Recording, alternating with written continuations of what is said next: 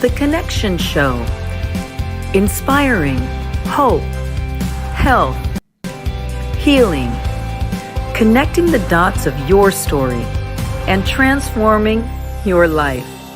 Sponsored by Braveheartworkshops. Live with JillReynolds. The Connection Show, inspiring hope, health, and healing. Sponsored by Braveheartworkshops, live with JillReynolds. And I'm in New York City at the Great Awakening with Clay Clark and General Flynn. And coming into the media room just now was RogerStone. Welcome, Roger, to the show. I'm delighted to be here. Well, I'm honored that you would take time out of your busy day to come onto the show and share with the audience. And so, Roger, if you wouldn't mind being vulnerable, would you share with us what life was growing up for Roger as a little boy and where you grew up and just things about who you are so the audience knows more about you personally? Wow, you don't want to talk about politics. How refreshing. Absolutely not. How refreshing. There's more in life than politics. Yes, that's true.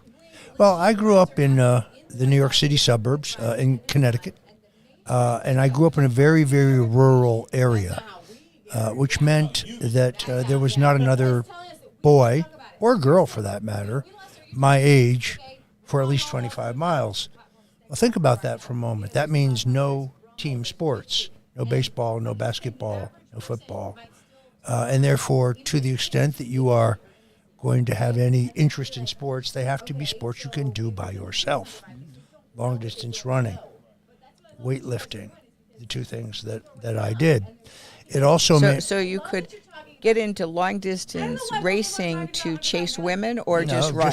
Just to run. And people would say, well, how many miles did you run? I never kept track of the mileage, I only kept track of the time. So I couldn't really tell you, although the point came when I got totally addicted to the endorphins, and I was running 9 miles a day. Wow. Also meant that I could put away 1.5 pounds of spaghetti and it would never show, so it wasn't a bad thing. But it means, however, to this day, I have no hand-eye coordination, so I can't catch a football, throw a football, hit a tennis ball, hit a badminton, a birdie. I had to do it myself. My mother was Italian, Sicilian. My father was Hungarian, which means I'm half Italian and half Hungarian, which means I'm extremely sentimental as I stabbed you to death. And so do you have any mafia ties? None that I'm willing to talk about. I had to say that. But the great manifestation of this was that because my mother was Italian, and I watched her cook. I'm a great cook. I make Sunday gravy. Now, I know a lot of people are going out there say, no, you mean sauce. No, the part of Connecticut where I grew up, it's referred to as gravy. Gravy doesn't have to be brown. Some people can call it sauce. It doesn't matter whether you call it sauce or gravy. What matters is that it's good. And therefore, I have my mother's recipe. And therefore, I'm going to tell you that recipe right now because some of you are going to want to make Sunday gravy. You take some onions, you chop them, mince them, and then you saute them in olive oil until they're translucent. Then and only then do you add chopped garlic. Garlic has a much lower burning point than onions, and therefore you're going to be very, very careful not to burn the garlic. Once you have sauteed the garlic for a little bit, you take 3 large cans of San Marzano tomatoes. Now, this is very important. San Marzano is not a brand of tomato. It's a type of tomato grown in the San Marzano Valley of Italy. Can be found in any grocery store. There are numerous people who import it and can sell it in this country, different brands. Cento is a good one, but there are other good ones.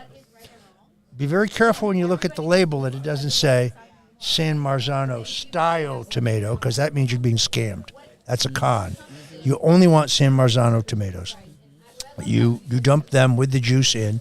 If they're whole tomatoes, you crush them up. If they're pre-crushed tomatoes, that's great. Salt and pepper, oregano, mixed Italian spices. Now here is the absolute secret. 1 can of tomato paste and an equal amount of water. And then you let that cook for, 4 hours. Wow. let that meld. Now, if you are making a meat sauce, then the same steps. You saute the onions, saute the garlic.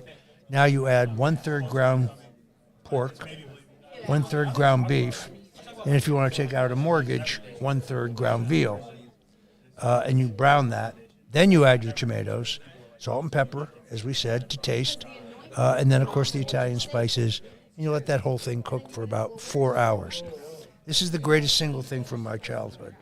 I watched my mother do it. So people say, how much salt? How much pepper? Well, you do it by sight. In other words, I would watch her do it. So I can't tell you exactly. I take the same amount. And by taste. Right. And, of course, you taste it as you go along.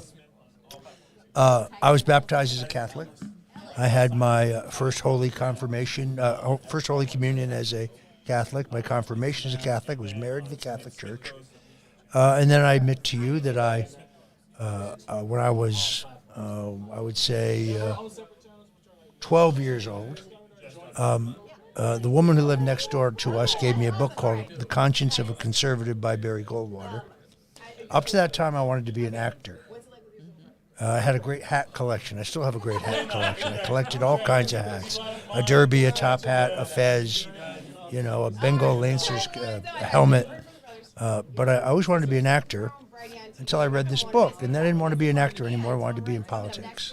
And I knew that I was a conservative. And therefore I sat down and, first I became a very active volunteer in Barry Goldwater's campaign for president.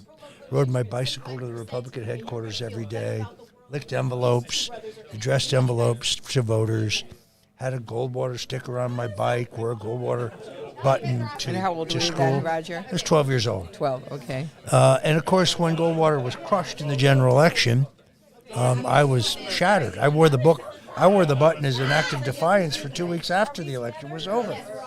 It was then I started studying politics in earnest. I wrote a letter to former Vice President Richard Nixon, who was in exile practicing law in New York City. And I said, Dear Mr. Vice President, I studied the 1960 election, and I think you got cheated. And if you ever decide to run again, I want to be involved. And he wrote back a very nice letter saying, well, thank you very much. I'm probably finished with politics, but if I change my mind, I'll be in touch. Of course, he wasn't finished at all. He was just biding his time. Fast forward 2 years. These are the days when the telephone was on the wall in your house, right? Mm-hmm.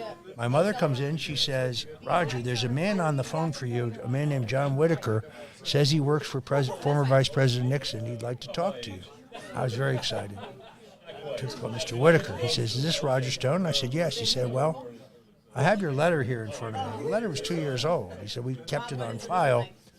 Are you still interested in helping the former vice president? I said, absolutely. He said, well, our offices are in New York. Could you come in for an interview? So I took the train in because I lived in a commuter community in Fairfield County. And I went to the office. And, of course, they were expecting an adult. At that point, I was just barely, 16 years old. And they were kind of in shock. They were like, well, we thought you were a much older person. I said, well, but I still want to help. I can do anything. Anyway, I was very persistent, so I was hired as a gopher for John Mitchell, later Attorney General, but Nixon's campaign manager. And my job was to, kid, go get coffee. Kid, deliver this package across town. Kid, go to the train station and meet Governor Scranton and bring him here. So by sitting there outside John Mitchell's door, and I was only 16 years old, I saw Billy Graham. I met Billy Graham. I met Everett Dirksen. I met Nelson Rockefeller. I met Governor Tom Dewey. I met Barry Goldwater, one of my heroes. Mm-hmm. I met George Romney. I met Governor Bill Scranton. These people were giants of their time. So I felt myself to be very privileged. And that kind of began my commitment to politics. Then I went to college in George Washington University. And in 1976, I joined the campaign of Governor Ronald Reagan. I was the National Youth Director. How old were you then? I was probably 24 years old. 70, okay. In high school, I had been elected president of the student body. Actually, first I was elected vice president. So under the rules, to be president of the student body, you had to be a senior. To be vice president, you could either be a senior or a junior. And there were 2 rounds. So you had the first round and then the 2 top vote getters. So I figured out that if 3 seniors ran and only 1 junior ran, and I got the votes of all the juniors, and the seniors split up the vote, that I would make the finals. So I also realized that in the first round, you were entitled to vote for 2 candidates, but if I told my supporters to vote only for me, that I would always come out first. So I became the vice president of the student body, and then the guy who was chairman or president flunked 2 subjects, which meant he had academic eligibility, so he was forced to resign, and therefore as a junior I became the student body president. Then I ran for a full term when I became a senior, and I won the election 891 to 91. The New Yorker wrote an article at the time I was arrested in the Mueller witch hunt. They said I was hated in high school. Really? Yeah, 891 kids wanted you. Right, to 91. So, Roger, during that time of growing, it sounds like your mother was an amazing woman. She was an amazing woman. Yeah, and of course, like you said, with your recipe, that those were fond memories of being with Mom in the kitchen and in savoring that recipe as a legacy from her. Well, it was her mother's recipe. Yeah. And it was her mother's recipe, and today, I still have cousins who contact me to get the family recipe. My mother was a very, very tough woman. She was Sicilian, so if you ever saw The Sopranos and you remember Tony's mother, that's how my mother was. Very tough, very suspicious, very deeply religious, very patriotic, very anti-communist. I went to Sunday school and I went to Mass every Sunday. And what about Dad? My father was very, very hardworking. I mean, my father was neither one of my parents graduated from college or even went to college. They were both high school graduates. My father was very outgoing, very extroverted. I remember that he worked as a well digger. He and my uncle and my grandfather had a family business in which they would drill artesian wells. So in the country, there's no plumbing, there's no city water, so everybody has to drill their own well, whether it's for business or for your home, and then have a pumping system to bring up, fresh drinking water. And in those days, you did this with an old-fashioned chop drill. So basically, a drill bit is put in a hole. It has almost a diamond hardness at the point of it, and it's done by pounding. My father would leave for work every morning at 5 a.m. My mother would get up and make him breakfast. He would go run this chop drill all day. He would come home at 6 o'clock, completely and totally caked with mud. His face completely caked in mud. My mother would hose him off in the backyard, and she would feed him dinner, and then he would go to bed. Wow. And then he would wake up the next morning and do it all over again. So hard I never heard him complain, not once. Not once. He worked 6 days a week. We took Sunday off. Sunday morning, we went to church. Sunday afternoon was his day off. It was the only day off he took. Now, he was active in community theater. That was his outlet. Yeah. And some of your listeners will remember this, there was an actor, singer named Stubby K. My father was very much like Stubby K. I look like my mother. He was very talented. My father could sing. My father could dance. He was an extrovert. So when did he get a chance to do that, Roger?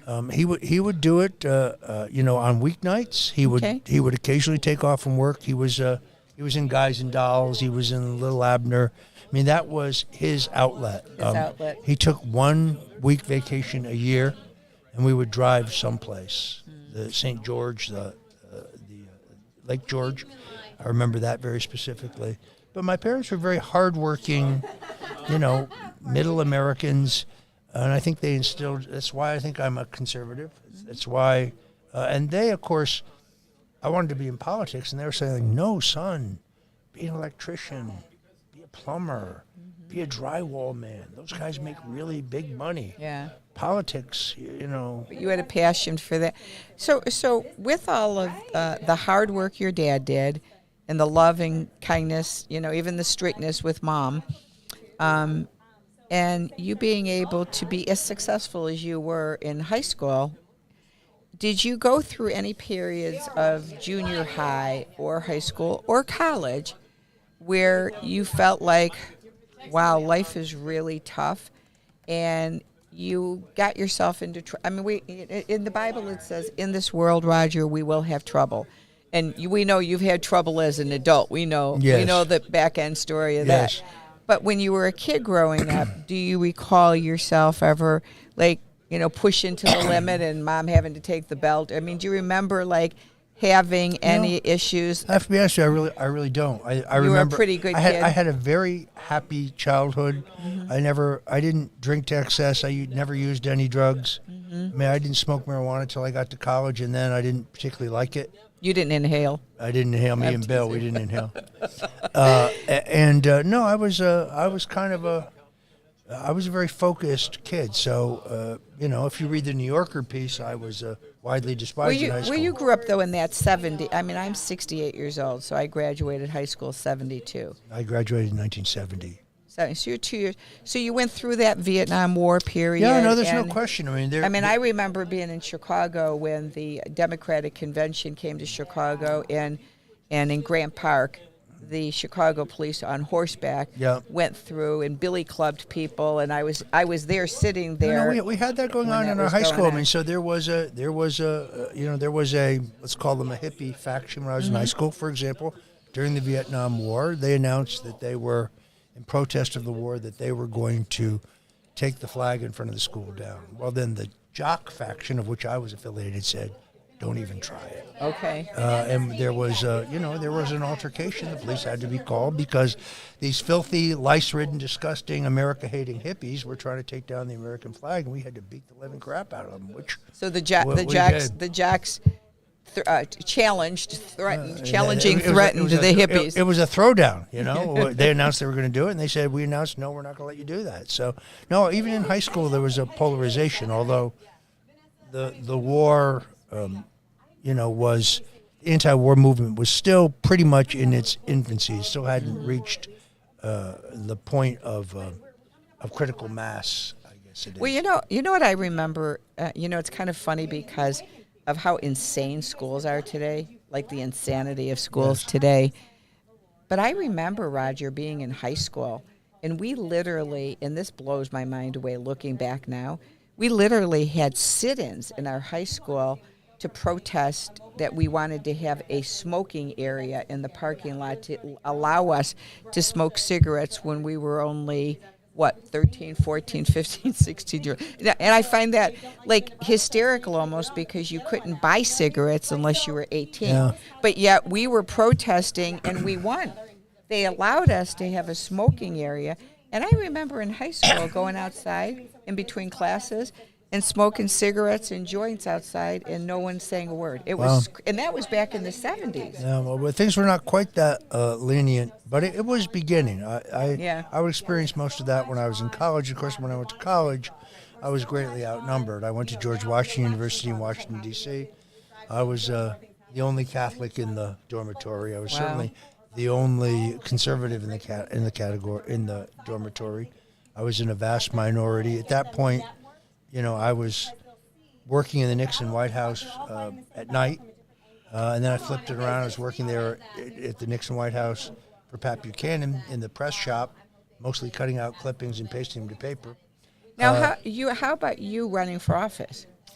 No, I never wanted to be a candidate. Was always more interested in the mechanics of politics and how to get elected.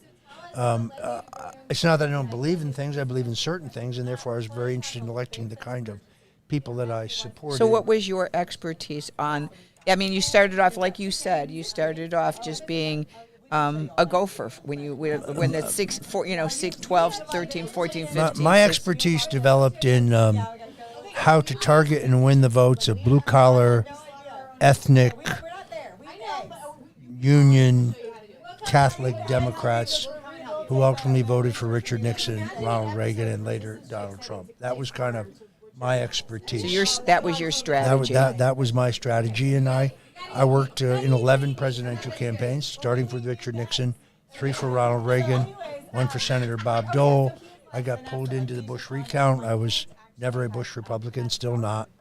Of course, and then Donald Trump. So was your college, was it political science that you mainly had a passion for in college? Was your passion political science? I was a political science major, but then I learned that the stuff that they were teaching you had no connection to real life and how things worked. So how much of it was a waste of time. I learned a lot more working in the White House by day than I was learning going to school at night, which is why, in all honesty, I never finished. I mean, I after the second year, I had an opportunity to join the presidential campaign of Ronald Reagan or to stay in college, and I think I made the right decision. It's worked out pretty well. Wow. College is very overrated. I don't recommend college for people. I would never. Yeah, so I certainly wouldn't borrow money to do it, that's for sure. Now, I see a wedding ring on you. Yes. So where did the wife come in? All right, so I've been married 2 times. Okay. My first wife, Ann Stone, and I are still very good friends. She was, I met her in college. We grew apart, but we are still very good friends. My second wife, I met in the presidential campaign of Ronald Reagan. She was hired to work on the campaign as a photographer. Her parents are expats from Cuba. They're Cuban immigrants. They fled Castro.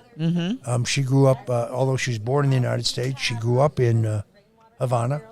Her father had been a Cuban diplomat under Batista. Really a military attaché, so not that political. But we have been married 42 years. And you have children? We have, well, I adopted her children. Her children. So I had no children by my first marriage. I legally adopted my wife's children when they were adults, so they changed their last name to my last name. I have, let's see, at this point I have 5 grandchildren and 1 great-grandson. And are you still on the East Coast here? I live in Fort Lauderdale, Florida, now. at an undisclosed location. That's okay. And now, didn't your wife go through some medical My things wife- and my had wi- a miraculous healing? It's an amazing story. So my wife was my rock during the 2 years of the Mueller witch hunt, in which I was essentially charged with non-existent crimes in order to pressure me to testify against Donald Trump, which I refused to do.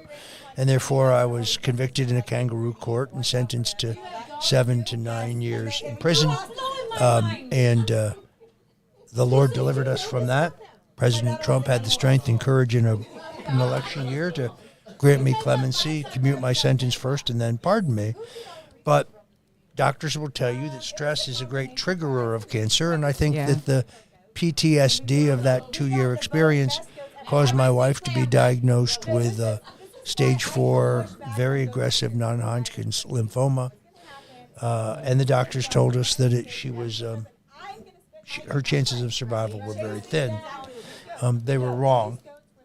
Through the use of a drug called fenbendazole, which is a legal drug, but is it's actually a dog dewormer, just as ivermectin can be used as a horse dewormer, but it is a very strong anti-cancer agent, combined with vitamin infusions, vitamin C, vitamin D, Yep, Myers cocktails. B17 infusions, certain exotic mushrooms in a certain order.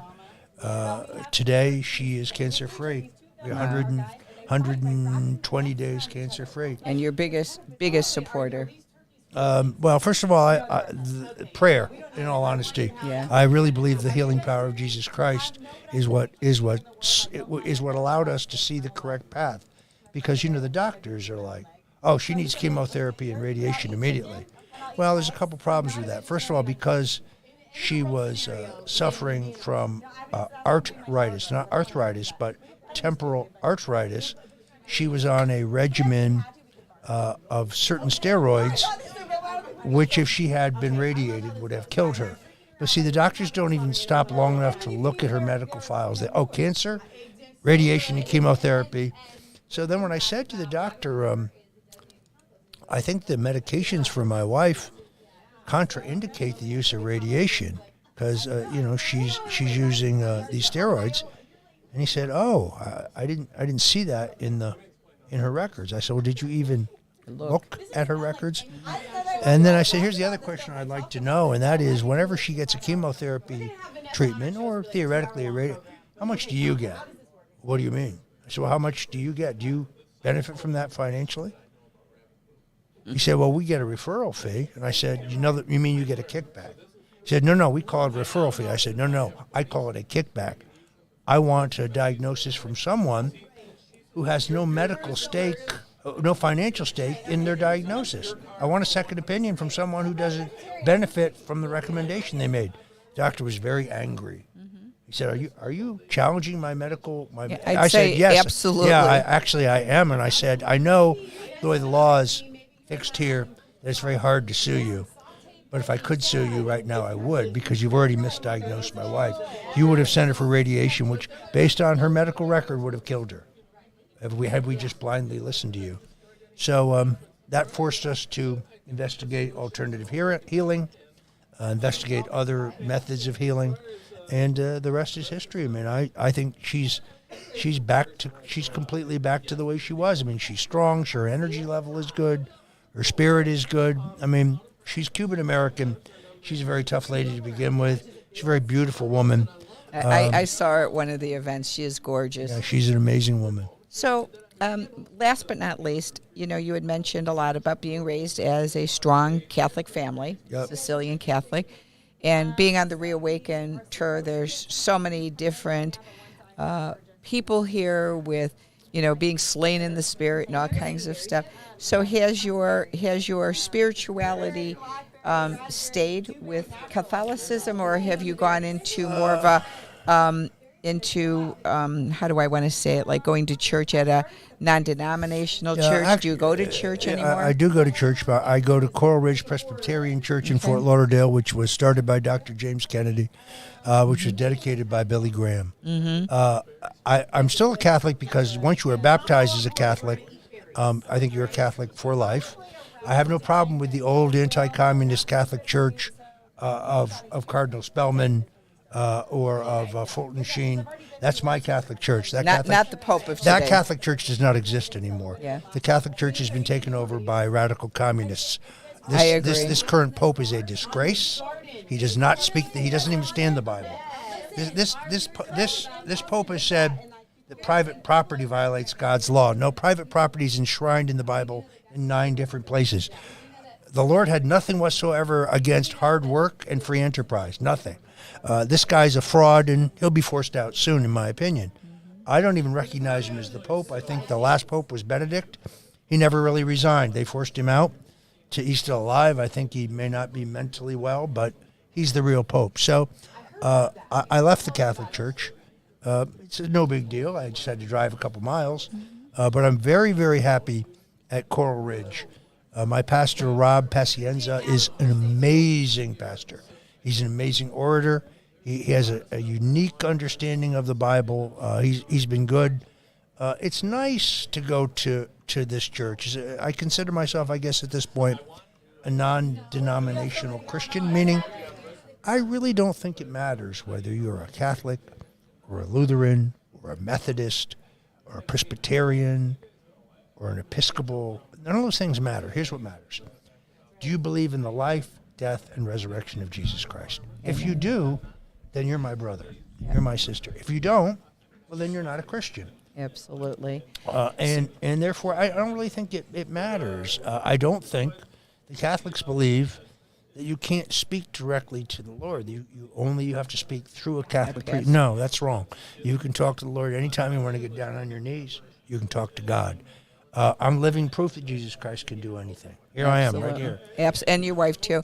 I don't know the answer to this because I'm getting to know you. So are you... I know that you are a speaker here at the ReAwaken America, and you've been doing that. I know you are still very active in doing things politically and helping out on things. Do you have a full-time job, or are you considered retired? I'm most definitely not retired because I've got to pay the bills every month. And there's not a month in which the combination, remember, my wife and I are being sued in 11 baseless, unsubstantiated, completely groundless civil suits filed by liberals, crackpots, nut jobs, Democrats. Oh, wait, Wow. I'm being redundant. It's called lawfare. It's harassment. When they filed the lawsuit against you, it's giant headlines. When the lawsuit is dismissed because it's fake, no one writes that. So we're still fighting 11 individual lawsuits filed And wasn't against a lot us. of all your assets taken away from you? We don't have any assets. Left. They took it. I rent. Somebody donated a used car. That's what I drive. Wow. I have no insurance. My wife has one health insurance And policy. you can't get Social Security or anything? I do get Social Security, but that can't. That be- will barely buy you a shrimp cocktail in today's in the Biden economy. So Wow. And so no, I'm writing another book. I've written 5 books. People can follow me by going to stonezone.com, stonezone.com. And they can donate to help you out. They can donate at stonedefensefund.com. Okay. And God bless you for it if you can. Because I won't stop fighting for the country. I won't. It's a good place to end. My children, my grandchildren, after this near-death experience, after getting splashed across the media, they basically said, Dad, Grandpa, maybe it's time to wrap it up. Maybe you should just, retire, go to the beach. You could write some historical books, but get out of the limelight, get out of the line of fire. No. Not going to happen. 0 chance. I love this country. I hate seeing what these Marxists are doing to it. I refuse to give up. I will either save this country or I will die trying. Well, amen. I am so grateful. Roger, I didn't know hardly anything about you. And so I really love your vulnerability and coming on and sharing the truth with us. Great to be here. God bless you. God bless you. Wait a Take minute. care. Oh. Can you hear that? You know what that is? It's a martini calling my name.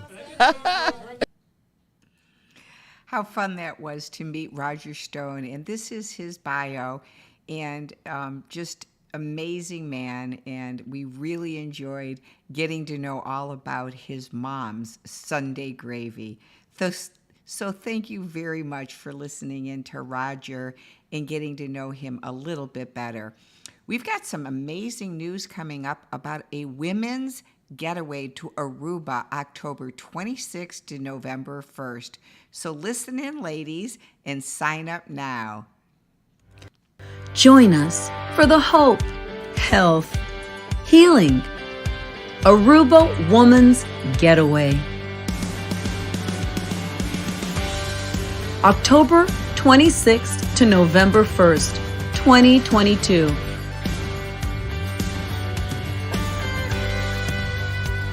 Are you overworked? Feeling stressed out or exhausted? Is it time to spoil yourself? Relax and breathe in life. At a beautiful private villa in Aruba for 6 nights and 7 days. Renew your mind and body. Discover greater self-awareness. Joining in connection, wellness, stillness, enhancing your inner peace.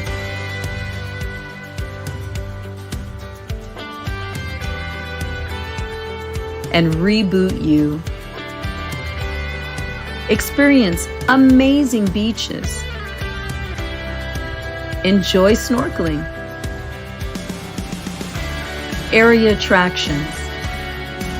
Shopping till you drop. Beachfront dining. Imagine releasing anxiety.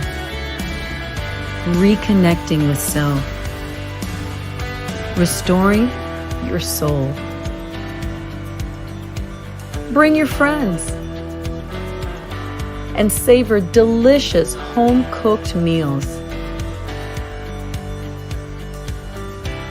Create lasting memories. Join us now. Register today Book your flights to Aruba for a getaway October 26th to November 1st, 2022. Register by going to Braveheartworkshops.com.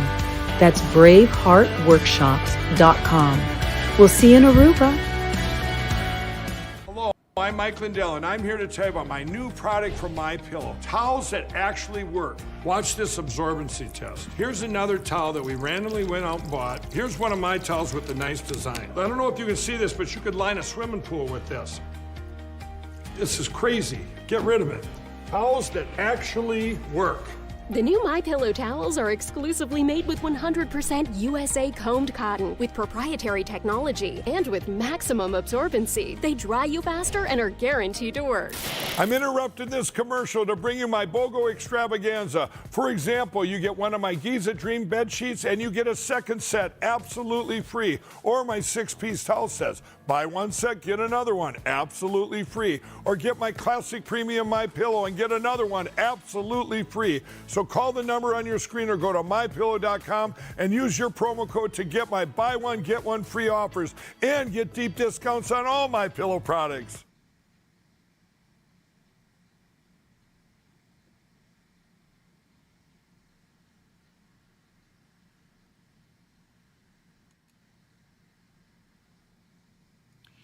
Thanks for joining us today on The Connection Show, where we bring you stories that will transform your life.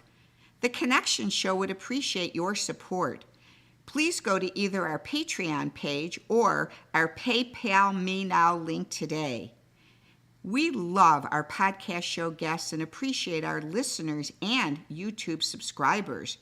Please go to our YouTube channel called The Connection Show and Braveheart Workshops and subscribe now. Remember to click the gray bell in the All tab so you don't miss any upcoming episodes.